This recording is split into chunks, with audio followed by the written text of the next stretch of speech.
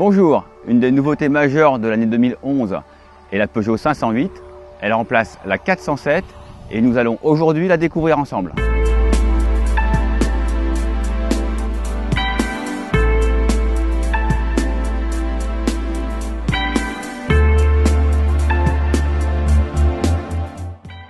Alors pour cette première prise en main, nous avons choisi la 508 dans sa version la plus familiale, c'est-à-dire le break SW. C'est un véhicule d'un beau gabarit puisqu'il mesure 4,81 m, c'est par exemple 10 cm de plus qu'une Renault Laguna. Le style est assez épuré, ça fait beaucoup plus haut de gamme qu'auparavant. Et cette finition est une GT, c'est une version plus sportive que les autres modèles de la gamme. Elle se distingue visuellement par une calandre noir laquée, par des jantes de 18 pouces et une double sortie d'échappement à l'arrière. Alors Peugeot a corrigé un des défauts de la 407 SW, à savoir un volume de coffre qui était un petit peu juste, et c'est dommage quand on choisit un break. Ici on accède à la malle arrière par ce volet motorisé qui est un petit peu long à notre goût. Par contre, on a la bonne surprise de découvrir un coffre qui est assez grand, il fait 560 litres. C'est idéal pour partir en vacances, pour aller chiner dans les brocantes ou pour emmener les vélos des enfants. Et si vous avez besoin de transporter des objets plus encombrants, les dossiers se rabattent sur l'assise de banquette d'une simple manœuvre depuis le coffre. Alors avec sa nouvelle familiale, Peugeot a eu la volonté de monter en gamme.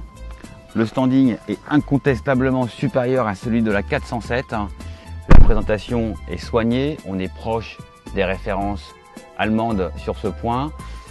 Les plastiques sont agréables au toucher.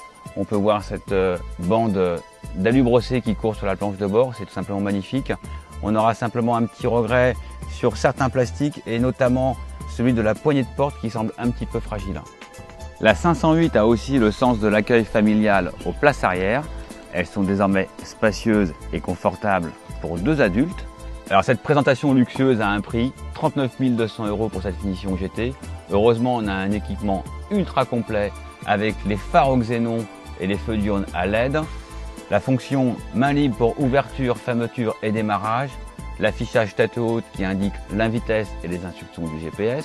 Évidemment le GPS qui intègre une fonction Bluetooth pour connecter un téléphone.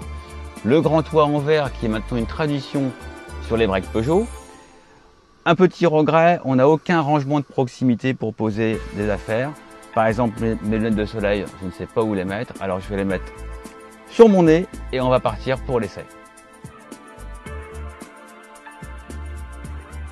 Alors évidemment, on ne choisit pas cette finition GT par hasard. Avec son diesel puissant et ses trains roulants spécifiques, elle incite à forcer l'allure. On le fait avec plaisir, on profite alors d'un freinage puissant, d'un comportement rassurant, d'une agilité assez étonnante pour une telle berline. Seul petit regret, la direction filtre légèrement les sensations. Alors cette Peugeot est assez lourde, 1660 kg sur la balance. C'est beaucoup, mais grâce à la vigueur du moteur diesel et ses 458 Nm de couple, la voiture se déplace aisément, on ne sent pas le poids à la conduite. Idem concernant le comportement, il est rassurant, sécurisant, avec une certaine agilité dans les virages.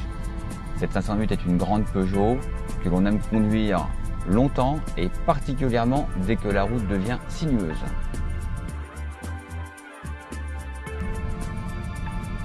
Comme toute grande familiale qui se respecte, la 508 est confortable.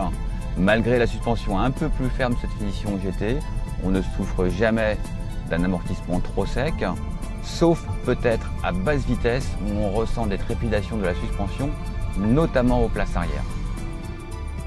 Alors au terme de cet essai, on peut dire que la 508 est une vraie réussite. Elle a tous les atouts pour être dans le top 3 des meilleures ventes de routières en Europe. Évidemment, cette version est un petit peu chère, près de 40 000 €, mais elle est disponible à partir de 26 100 € avec le diesel 112 chevaux et on peut compter sur des bonnes valeurs de revente. À bientôt pour un prochain essai.